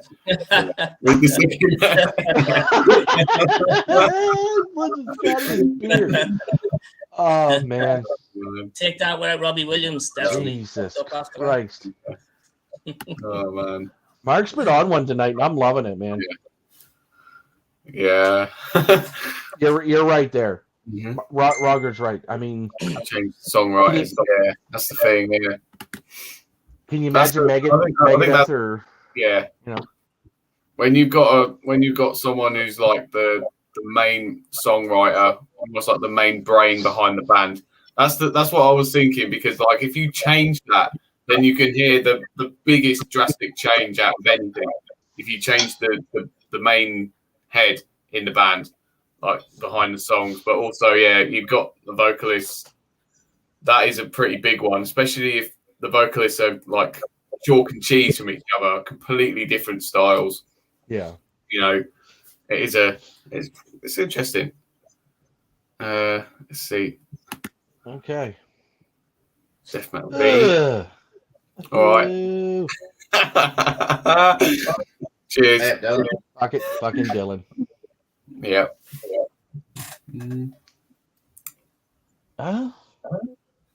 Yeah. Yeah. I think. Yeah. A very good point. Mm-hmm. Where's our next topic there, Kit? Yeah. Next up, we're gonna be talking about our favorite record labels that we like to buy from, or possibly like just our top record labels that are out there for metal, obviously. And the way that I've done this, I've got a top 3 of basically labels that I've got in my collection, like the most amount of albums from those labels. So, because that's what I was thinking with this, like, you know, obviously the labels with the most amount of albums that I've got in my collection is obviously my favorite, because it's got my most amount of bands that I like from it. You know, I don't know if anyone else sort of did it that way. That's how I did it with mine. So I've got like a top 3. Yeah. Yeah. Okay. Yeah. Right. Okay. So I'll just name my 3, shall I? We'll just do it like that. Yeah. Or yeah, go for Josh. Yeah. Yeah, just chuck her out. Yeah, that's cool. Dylan, why do you prioritize the boxing over this? Come on, man.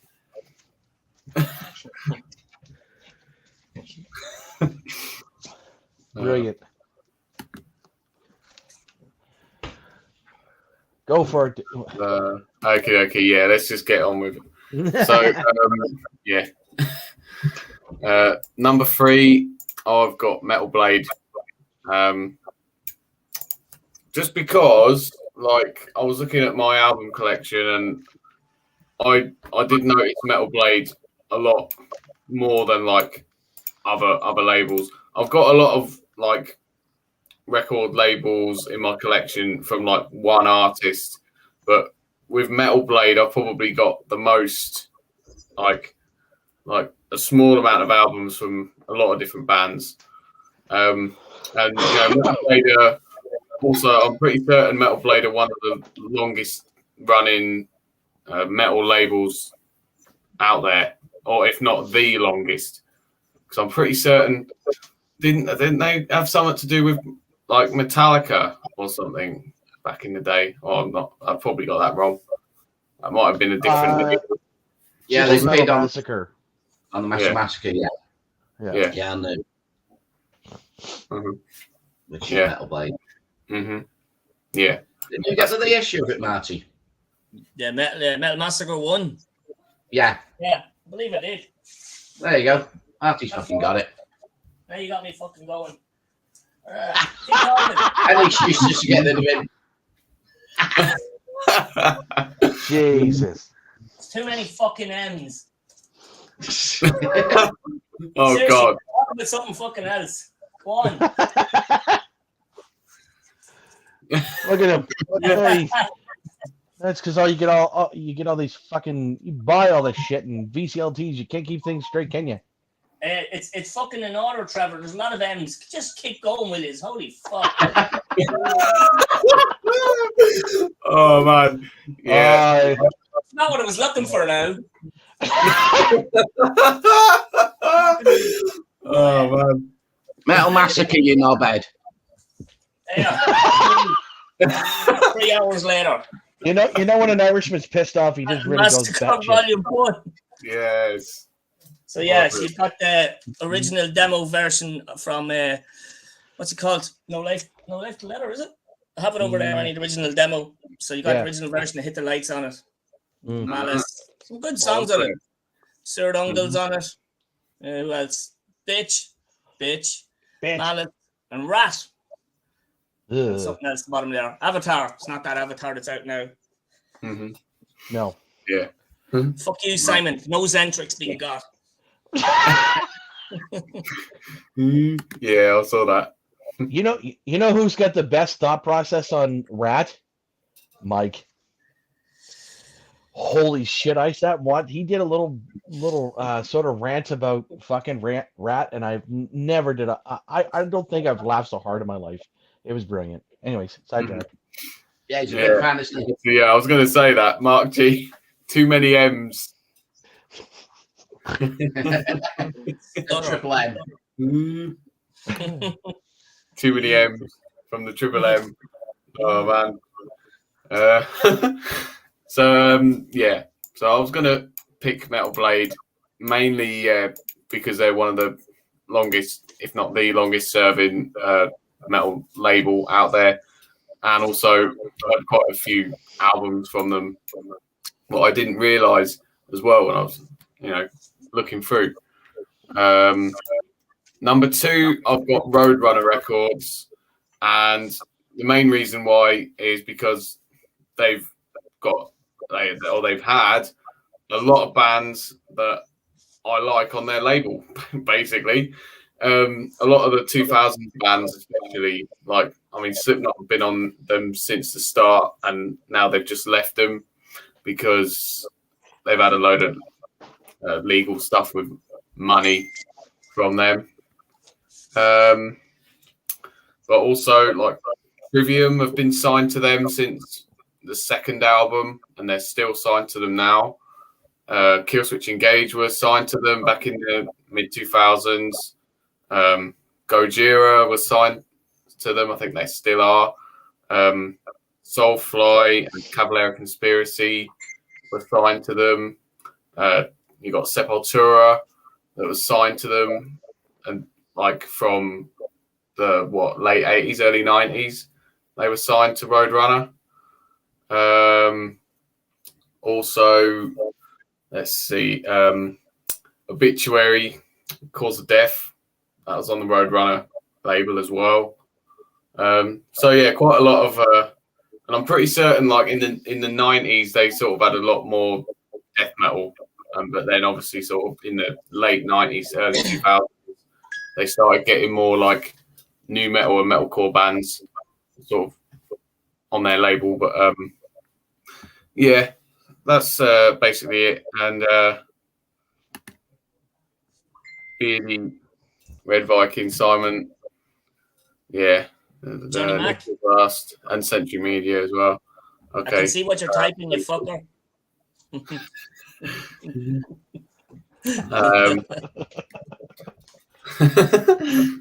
Yeah.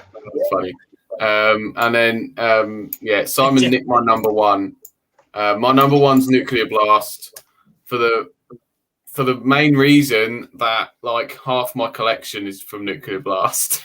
Literally, like so many of my favorite bands are signed to Nuclear Blast. Like even like Slayer before they retired were on that label. Sepultura, Testament, Exodus, Death Angel. A lot of the old school Bay Area bands are all signed to Nuclear Blast. Lamb of God are now signed to Nuclear Blast as well. Even Anthrax. Who else? Carcass. They're signed to Nuclear Blast as well now. Like, literally, so many of my favourite bands are signed to that label, and I don't think you can say that there's too many labels out there currently that are like bigger than Nuclear Blast right now. Yeah, pretty even much. though there might be a couple, but yeah. Let's have a look and see. Let's have a look and see what Kim, Roadrunner, Peaceville.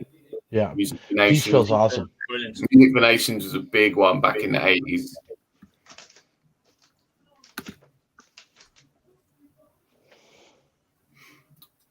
Current. Cool. Yep. Okay. All great ones. Yeah. Next. Who's going next? You want to go next, Trev? We'll go round. Yeah, I'll just pretty much kind of rattle mine off. Yeah, Nickelback. Yeah, they kind of Oh, really. you fucking Nickelback. Jesus, Mark. We know you love them, really. Yeah, I mean, there's not really a whole lot for me to talk about. I mean, there's Nuclear Blast. I tend to buy stuff from. Southern Lord Records has got a lot of stoner bands and sort of sludgy doom bands, but they also have Power Trip, some good thrash on them. E-Rake, earlier stuff. They don't have a great roster lately. Season of Mist, which put out the St. Vitus album. And probably the one that I've been buying from the most, obviously mostly because of these guys and their other crew, is Relapse Records. I just happen to love what Relapse has got. So yeah, I mean, there's like the one Canadian label that I tend to order from is CDN Records, and that's mostly because there's like a lot of underground bands on there, and they have some of the most fucking insane death metal bands. Period. Cool. So yeah. Awesome. But yeah, Relapse for the Yeah. I tend to buy pretty much anybody. It doesn't matter what fucking label it's on, But I picked out 3 labels that I buy a lot of these days, because they've got a great selection of stuff. They don't just stick to one genre. I know most of the labels they can't. So I picked out. This is an obvious one because I've fucking never shown stuff. It was Fart Records in Finland. These guys put out fucking everything from classic Finnish death metal to fucking classic Finnish. It's not all Finnish, don't worry, but classic Finnish doom, Lord Vicar. And they also put out some amazing black metal stuff. Dudes Ven, you can see that or not there. It's a black metal project from Holland. I think you got that one, Johnny Mac, didn't you? Yeah, I picked up that as well, mate. But yeah, they put out a lot of weird stuff as well, like folky music, fucking you name it, they put it out on the label. But they do a lot of classic death metal albums as well, which is brilliant. I also picked someone, I think it was Kim mentioned it, Hammerheart Records. These are the guys at the moment putting out some savage stuff. So like classic is that fucking finish as well. That's fucking finish as well. This is a Hammerheart Records. Absolutely amazing stuff. They've got so much great stuff coming out. Classic albums like Swedish Terion. You've got Swedish death metal on it. Entrails' latest album. And then you got some big fucking hitters like this classic from what year? I don't remember. Malleus Maleficarium, Pestilence. Hammerheart Records are the fucking bee's knees at the moment. They're savage, the amount of stuff they put out. Such a variety. They give you an opportunity to get albums that have been defunct for a long time. They're putting them back out, which is great. And then a bit closer to home, well, closer to most of you guys, is the UK. Chris, Cavernous Records. Fucking savage sounds dude ever. Brilliant distro as well. They don't just do their own stuff, but some of the stuff I picked up in Cavernous in the last year or more, just pulled out a few. So you got like the likes of that Black Trash, Dead Fucker, Firespawn, Savage album, brilliant. Mall, so, what's that called? Gallery of Torment. Mall. That's fucking awesome. That one, Yes Bridnos. Did I say it right? Yeah, it's Bridnos. Give me that one. Welsh black metal project, brilliant. Putrid. This come out this year. Repulse, Postmortem. I think they're Italian death metal. This is going to be in my top 10 of the year, I would say. Best death metal album I've heard this year so far. It's fucking savage. And another death metal album, brilliant. Blood Rage, Welcome to Crimson Pines. But yeah, absolutely horror infused death metal. So yeah, so Crimson Cavernous Records, man. Jesus, Chris, he's so fucking sound there. I bought a few cassettes of him, expecting him this week as well. He's just a really nice guy, and they put out some quality releases. And there's loads of other stuff. And I managed to pick a Consecration CD up on them as well. I don't know if it's on Cavernous or not, but they're great labels. Some classic sell stuff. Anything there, mate. Sell anything. They'll sell anything. Oh yeah. And we better give Gary a shout out at Cryptic Blood as well, because he's looked after a few of us. Good label there in Northern Ireland as well. So yeah, Sounds cool. right. Johnny Mac, get it over there. Right. Okay. Well, I'm gonna have to go. Earache. Yes. That is amazing. This is what back in the day what metal was all about. There's just so many, you got Morbid Angel, the Pulsion, Carcass, Godflesh, Napalm Death, Terrorizer, Bolt Thrower, Intense Delete, Filthy Christians. Fucking hell, yeah. Admittedly, these days they do, I don't know, they do Massive Wagons, so which me and Mike went to see. Metal Nicky went to see, and they're fucking great. But I know you fuckers don't like them. Also, I like them. Cheers, buddy.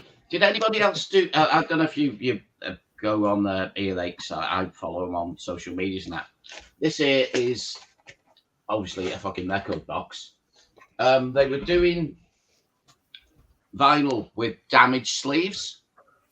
3 random vinyl. It's like a mystery box. You don't know what the fuck you're getting for $19.99. So for 20 quid, you get 3 albums, and they can be stuff that, the issues or whatever. So you could be talking everything from Napalm Death, Carcass, Morbid Angel, whatever, all the old stuff, or it could be one of the new shitty bands, Those Damn Crows or whatever else they've got on there. So it's a blind bag, but for 20 quid, I thought, fucking hell, I'll have a go. Obviously, I'm not going to open it here on this because I'm going to do it on my own channel. You can fuck off, all of you. You're not sharing my hits, obviously. Fuck yeah. But I love you, big bastard. We're not going to watch it. It just seemed quite cool, so I'll do that this week if I get fucking time. Hope it's shite. 100 other fucking albums to do. Yeah, it'll all be shite, and you fuckers will laugh at me. I know. But if they're fucking good, yeah. You boys been on fire tonight. Loving it. So yeah, that's my first choice. Earache. Then I'm going to go for the obscure stuff because I pick a lot of it. I've got to go for some black metal, obviously. And one I've been getting a lot of stuff from, and I know Liam has. I was chatting to Liam today about this label, and this is, I don't know if you can see it. It's Death there. That's it's a black metal. So they even the fucking record labels have their own weird logo. It's basically Death Fair Records. This is a band called, which was this? Celestial Sword. But they're doing all their Lamp and Murmur, the issues, and they've done the new Winter Mist one, which I just picked up yesterday. But yeah, Death there, they're putting out a lot of stuff. It was lots longer. It was basically two obscure labels that were doing a load of underground stuff. Oh, talking to Lee. All right, you geezer, please. Hi, Lee, me like, mate. We talk about Death there, mate. Geezers. I know he's picked up some stuff off it. So, yeah, that's one of them, Death Bear Records. And obviously, I can't not talk about these because everything they ever put out, I have to buy something by him. Dry Cough Records. And this is fucking shiny. Brutal. Shiny. This is obviously it's a nice bit of death metal. It's a split with Thorn, Fluids, Celestial Sanctuary, and I can't lead that fucker. Can any of you lead that one? No, the other side. That one. Celestial. No, not Slaughter, Celestial is Sanctuary. The other one. That's Celestial Sanctuary. The one this side. That one. That's just a load of squiggly lines. It's a bunch of isn't it? trees. And that's on the side. We go. Oh, well, that's probably why. The parallax occlusion, obviously. Yeah. So that's Sure. Yeah. Let's go. Yeah. Parallax. That But definitely anyway, makes sense. Dry Cough Records, bringing out some good shit. You know, they got some lyrics and all that sort of thing. Great stuff. But yeah, so yeah, as I said, that's the flyer they put in, and you get a little personal note. Cheers, John. Hope you're doing okay, dude. Andy at Dry Cough. So as you say, it's nice to have labels that fucking know that you buy a load of their stuff, and they know that you're gonna, as I said, we're always talking about them, and I know a lot of the other guys talk about Dry Cough. Have you picked up much, Marty, or not? Of Dry Cough? Yeah. I might have sent you some. Not really. I did earlier on. Remember we were getting can't even think of the fucking name of the band last year. Swampy Doom stuff. What was it? Oh fuck! I'm not getting back up. I don't care. Go on. No, fuck. What was it called? You sent me one of the records, didn't you? Yeah, I did. Wasn't Coffin Mulch, was it? Slime Lord. Slime Lord. Yeah, they were good. Yeah, good Slime Lord punches. it was. Yeah, haven't checked them out in a while. I must listen to that. But Fuck. yeah. So yeah, that's my three. As I said, going back to the earache because they're always going to be close to my heart. I could have gone, as you say, Roadrunner and all the other stuff from back in the day and all that sort of thing. But earache are always going to be there for me, and it's they're still putting out some slightly good stuff. I think they did the latest Worm Rot, which is obviously Grindcore, who I went to see a couple of weeks, probably a month ago. They were excellent. So yeah, they're still putting out the odd bit of extreme metal. Most of it's shite. But anyway, that's me done. I'm a piss in a bit, gents. I almost forgot. Oh no! Wait, hold on. What the fuck is it? There it is. $20 Oh, spin. 20. Yeah.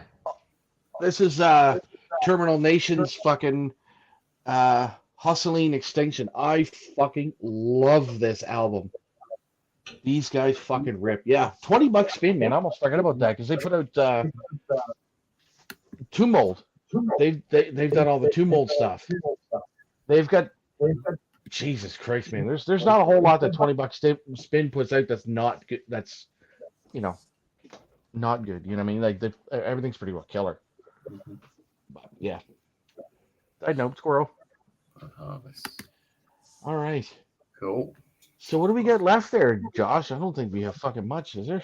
So, no, I think the only thing we've got, yeah, we've probably got just about enough time to probably do this last one. I was thinking about doing another one if we had enough time, but we can always leave that for the next one. And I think that might be a good idea to just do this last one, and then the next one that I was thinking of, we can do that for the next stream. I think that'd be cool. So the last topic that we're going to be talking about is a simple question: blind buys, yes or no? So shall I go first on this again, and we'll just go round again like we have done? Yep. Answering the question. John's up for a late one. No. No. Christ, I No, haven't eaten yet. we're not doing 5 hours. We're not doing 5 hours. I like to keep them. I like to keep these at least about 2 hours. So I think we'll probably have just about enough time to answer this, and then it'll probably be about time. I don't like to do these for too long. Yeah. So yeah. Okay. So let's make a start. So yeah, blind buys. Yeah, I do blind buy. I do. Mainly if it's like a band that I know, and it's like an album that I've not listened to in their discography, I'll just pick it up and listen, buy it without listening to it. Because if it's a band that I already know and really like, it's like just to complete their discography. I'll just pick an album at random. Go, yeah, that one will do. I'll buy that and play it and see what I think. Also, what I tend to do for the most part is, say, if I listen to a single or I listen to a couple of tracks off an album and really like them songs, that might be enough for me to buy the album without listening to the rest of it. And then once I've got it, I'll probably just listen to the whole thing like that. And then I've also done quite a lot of 100% blind buys on bands as well. Mm-hmm. I remember a couple of years ago, I think the best blind buy that I've ever done is Parkway Drive. I just looked at it and I'd heard of the name, but I'd never listened to anything by them. And I just picked this random album. I picked this album called Horizons. It's their second album. I just picked it by complete random. I just thought, I'm going to try it. Sod it. I don't care. Put it on. I thought it was the best. I thought it was the best album I ever heard. I mean, it isn't, but I mean, by far the best blind buy that I've ever done. And also, I remember completely blind buying Soulfly's Ritual that I got that at the end of last year, and I'd never listened to. Well, I had actually listened to Soulfly, but I'd not listened to anything off that album. I just bought it on a punt, really, thinking I was going to try it, and I tried it, and I thought it was really good. And also another blind buy was Massacre Resurgence as well. I got that last year, and I hadn't even listened to a single note of Massacre. Not even the classic From Beyond. Not even, I just picked up their new album, just on the off chance. I thought I'm going to try it, and I really enjoyed it. So yeah, I just wanted to give a couple of examples there. So yeah, that's basically it for me. Sorry, nothing, Marty. What's he up to now? How did you pick Parkway Drive off Google Maps? Oh, that's funny. Oh man, That's one, yeah. That's one, right? I swear to Christ, if we ever can get him on a fucking stream, man, that'll be awesome. Holy shit, there'd be nothing but just pissing ourselves the whole fucking time. All right, blind buys. I get nervous with it because yes, the album covers can tend to be fucking really good. And again, I guess I've been burned by them, to be honest. If the band logo resembles the Entomb logo, I'll always buy it. Yeah, that makes sense. my two examples of blind buys was, and these are based on the fact that I've heard of the name but never heard the band. So yeah, Liam's got it right. I bought this August Burns Red record. I didn't even know what the fuck they were. I heard the name and I was like, yeah, okay, it's probably going to be good. First time I listened to it 2 or 3 different times, and it was good. Have I listened to it since? Not a chance. It didn't really stick with me, and I think that's why I get so nervous about blind buys. Um, Second up, again, some of you guys might laugh, but Crowbar. I've heard of the name. I had not actually heard the actual music. I bought this mostly because I had heard that Rex Brown was on it, and I'm a big fan of Rex as a bass player. Life's Blood for the Downtrodden. Soon as I put this on, the first couple tracks were pretty good. Once I heard Coming Down and then Fall Back to Zero, hooked, instantly hooked. So yeah, maybe the dad joke of the year right there. Yeah, pretty much. So yeah, that may or may not be technically a blind buy because I've already knew about the band, but I never heard them. Yeah, pretty much. If Mark says it's filthy, horrible, and disgusting, I bought. Yeah, basically. Yeah. So yeah, that's my examples. Right. Me, I used to be the worst offender for fucking blind buys. If I seen something on a good label with a good cover, I'd fucking buy it.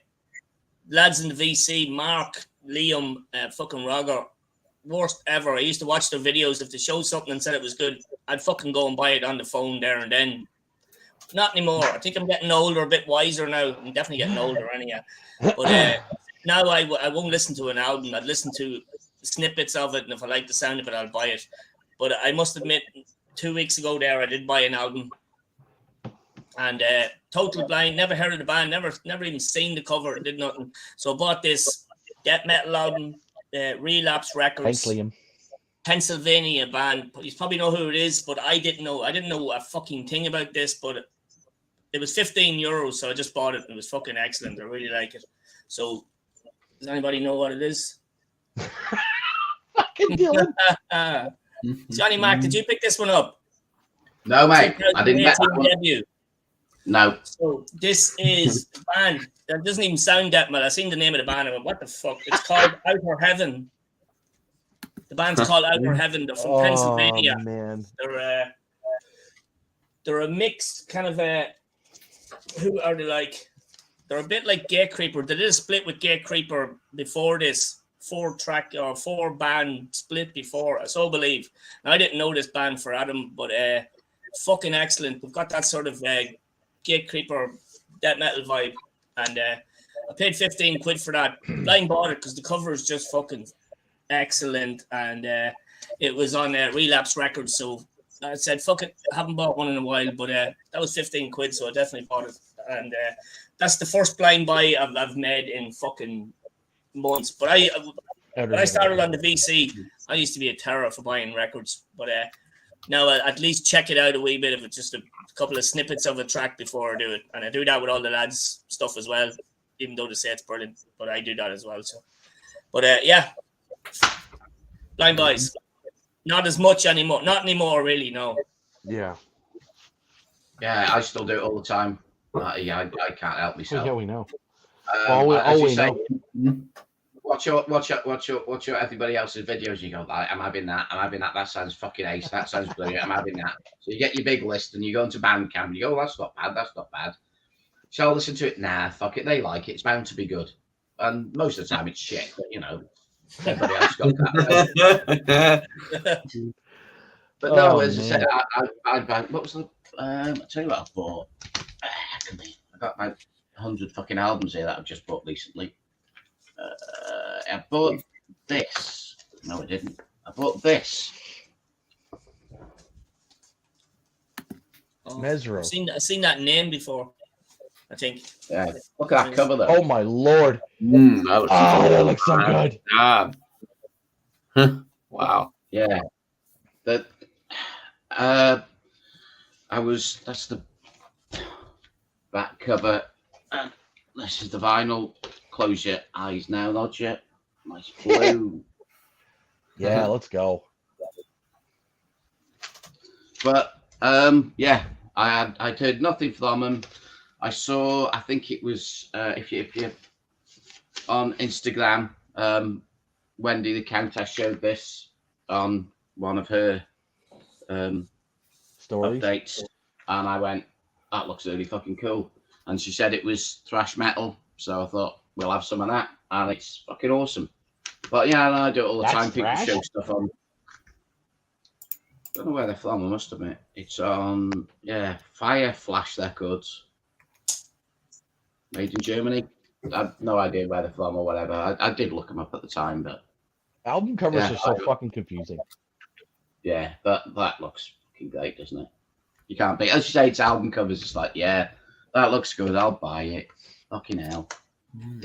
So, no, I'm doing it all the time. I'm even buying old stuff that I never got down to. I'll tell you what, I picked this up as well because I didn't have anything by him. Pig destroy. Which Jesus. Prowler in the backyard. Or front Oh yard. yeah, yeah. On Relapse Records, obviously. The issue. I think this is just flat vinyl. No, Oh. so some sort of marbly vinyl.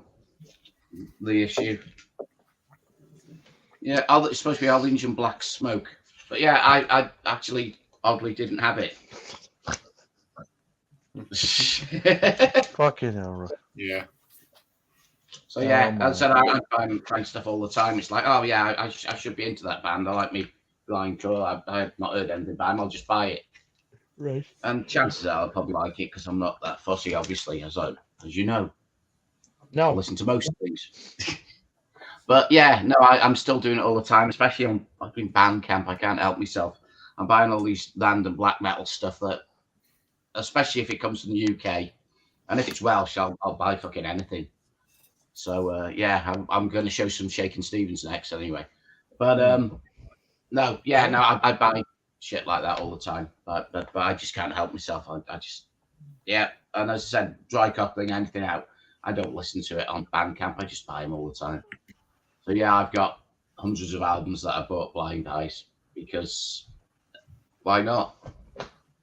Oh, there we go. Swedish Trash. Well, they've got a new album out this year, so yeah. Yeah, I just looked them up. Just looked them up myself. Look pretty There we cool. Similar acts, Testament, Zentrix, Napalm, Evil Dead. Yeah. Yeah, cool. Sound cool.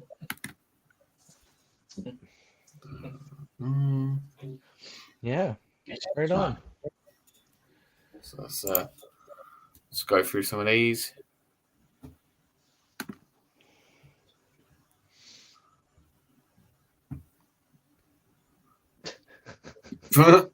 Okay. Right, okay. So I think that's it. Yeah. Got anything more to add? Yeah, so next one, I'm not. Oh, that's incredibly bad timing. We were literally Bye. yeah, we're just about to finish up. You'll have to catch up on the redo. Yeah, you have to catch up when we're done here because we're literally just about to wrap it up. The next one that we're probably going to do, I don't know. It's been like, from the first one to this one, it's been like 2 months. So we might look to do a similar kind of gap. It depends, might even do one at the end of June, maybe. We'll see how it goes.